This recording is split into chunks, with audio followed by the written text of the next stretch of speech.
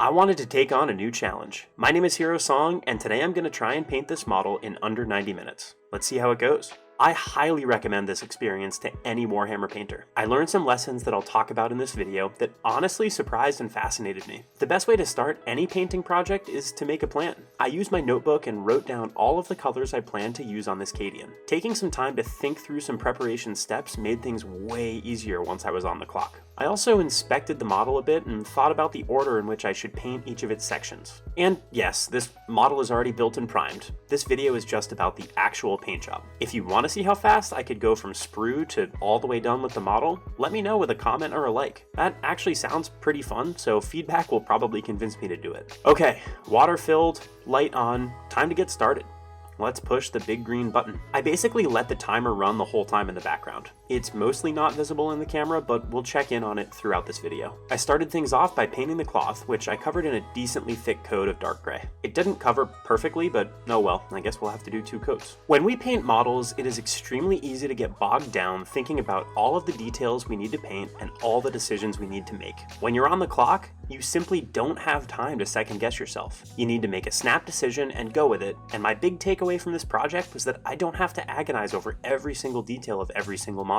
So now that we've started the clock, why 90 minutes? Well, I chose 90 minutes for this challenge because it felt like a reasonable amount of time that most people could probably find in their day to paint models. Maybe not every day, but probably a few times a week. I personally sometimes find it hard to actually sit down and start painting. I get overwhelmed by what I think of as a really high time commitment anytime I paint Warhammer. Now, the truth is that I do tend to paint in longer sessions, but this project was a wonderful reminder for me that I don't have to do that. Painting in multiple smaller sessions is okay, and we can get a lot done in 30 minutes. I find that if I just sit down to paint, even if it's for a short session, the idea that I made some progress on the model really keeps me motivated to keep working on a project. Alright, first time check. About 8 minutes gone for the cloth base coat. That's pretty good, I'd say I'm on track. Now, time to paint the armor. And what do you know? I cheated. The primer is black already, so there's not really much to be done here. I did go ahead and hit each piece of armor that was visible with a thin coat of black paint to make sure that the paint finish was matching across the model, but I don't need to do much since I used a good primer color. I think the lesson here is that priming isn't a throwaway step. It can be really useful if you do it right. Back to the cloth. I'm going to hit it with some lighter gray highlights. In my mind, the cloth is a really important, almost make or break piece of this model. Cadians are the 40k army of mankind, and when I hear the word army, the first image that comes to my mind is some kind of uniform. Even though on many other models I might ignore the pants or barely put any time into them, I felt that here it was critical, so I'm going to spend some extra time on the cloth bits.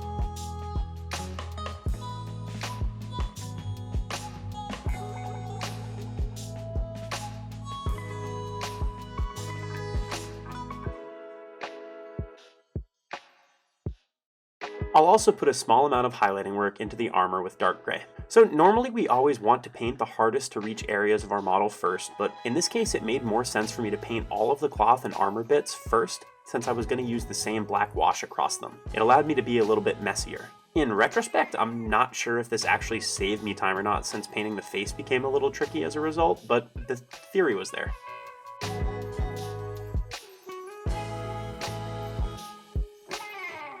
Okay, time check. We're basically done with all the armor and cloth, and it's only taken about 21 minutes. Nice. Plenty of time left. It's time now to do the laziest gun paint job ever.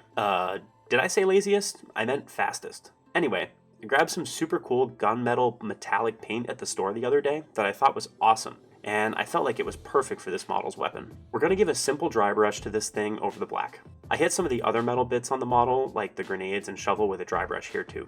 Real-life guns aren't typically super shiny, especially military-grade weapons, so I didn't want to use a light silver for this, or I think it would look slightly more unrealistic. With more time, I probably would have hit this thing with another much lighter and drier dry brush of a silver color to make the edges pop a little bit more, but I think it's good enough, and I don't really want to take the time to do that. So, time check, that took 4 minutes. Let's move on to the skin.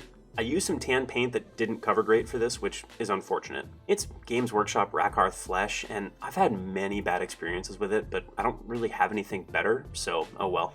Couple coats of this stuff and a few edge highlights later, and we can go ahead and wash it. I'm being pretty wash happy on this model for the specific reason that washes are awesome at adding a lot of depth really fast. You may also notice that I'm ignoring stuff like the eyes. There's a very good reason here for me skipping the eyes on this model. I don't wanna. Okay, also they're barely visible anyway, to be honest, so they wouldn't add much at all in this case, and they would suck a ton of valuable time from this project. Okay, skin's done, we're cruising. 52 minutes and change left on the clock. I was feeling very confident at this point in the process. Our major sections are done, we've just got to paint the details now, right? Why did I ever think I needed an hour and a half? Well, let's just say I learned something today. I painted the leather details with dark brown, which, by the way, is my absolute favorite paint. It's Dryad Bark from Games Workshop. I just threw shade at them for a crappy color, so I want to throw them a bone here too. I tried to be really careful here to not make mistakes. I don't want to have to repaint stuff I'd already done, so I used a sharp brush and really took my time. Oh, I also thought these pants pockets were leather bits, but realized they were just more cloth at this point. Oops, painted those. Okay, that took about 11 minutes. That may not sound like a ton, but I painted a small area here, and if you consider that I painted the cloth base coat in 8 minutes, it becomes a little more surprising. This was just one coat, that was 2. As I move on to painting some more of the leather details, let's think about why that time makes sense. I had to be way more careful with this part than I did with the cloth or the armor. I had to really focus and make sure that I wasn't hitting stuff that was already painted. So what's the takeaway here? Well, I think it reinforces the idea to me that we need to be really smart when we select the order in which we'll paint our model. If we leave a really big area for last, this problem will multiply, since we'll have to be careful with a much higher percentage of the model than if we just wait for the details to be last. It seems intuitive, but the actual relative time it took me to paint this stuff still surprised me. Order really matters. I did a bunch of detail work since I had some time left over. If we had wanted to finish this model in an hour, we probably could have if we really rushed, but I think that these last pieces will add a lot. I edge highlighted most of the leather because honestly, leather without highlights looks so boring on models, but leather with highlights really adds a lot to a model, so it's worth the time. Time check, 22 minutes left. I've got to base this thing in that time too and clean up the details, so this was when I really started to sweat the clock. I decided to do the cleanup and the gold first before putting mud on the base.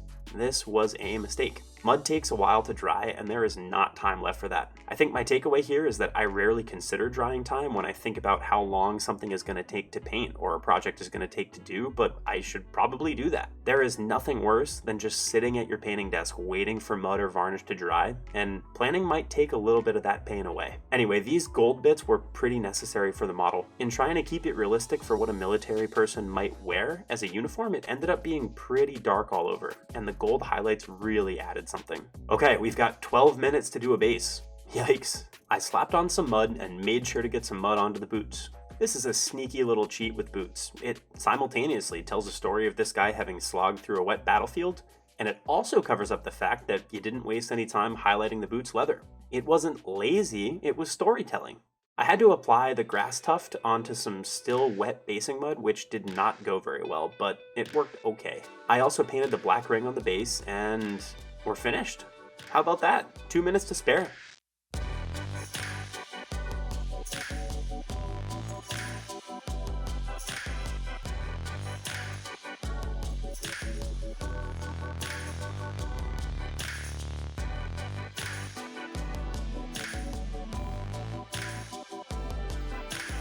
Once again, I'll say that I think every painter should try this challenge out. There was so much fun to be had here, as well as a ton of lessons to learn that I didn't really expect. But I'll definitely take some stuff with me into my future projects. The idea of doing a full build, prime, and paint on the clock video sounds like a pretty fun project, so let me know down below if that's something you'd be interested in seeing. Also let me know if you have any questions or thoughts about this challenge. And check out my other painting videos too. Keep coming back for more. Once again, I'm Hero Song, and thanks for watching. Bye bye.